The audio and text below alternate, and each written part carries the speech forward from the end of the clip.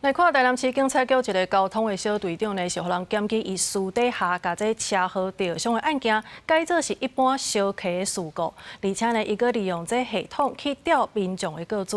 目前这个小队长互顶司甲记大个，袂当阁再做主管，因那专案也函送地检署侦办。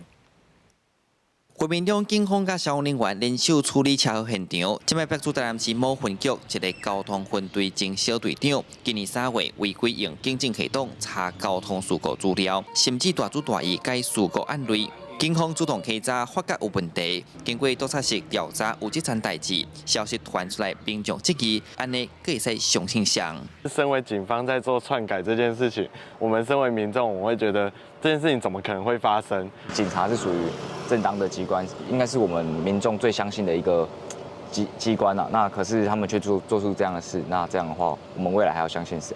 经过了解，台南国局处逐个月开道案汇报，针对交通改善来检讨。这个小队长甲 A2 事故，也就是车祸有人员受伤，改成 A3，干那车辆也是财物损害。另外，伊嘛透过系统查上百笔的交通事故资料，引起基层警员不满，烦恼连带有法律责任。3个警员向督察单位检举，经过初步调查，案件关系到伪造文书甲违反个资法，唔那将因处分，嘛已经函送台南地检署侦办。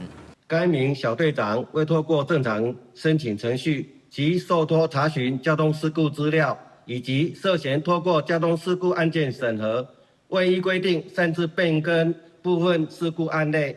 该员行政存储部分依规定可予记大过处分，并改调非主管职务。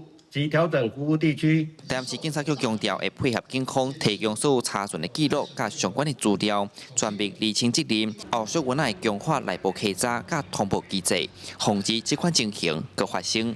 记者苏台南采访报道。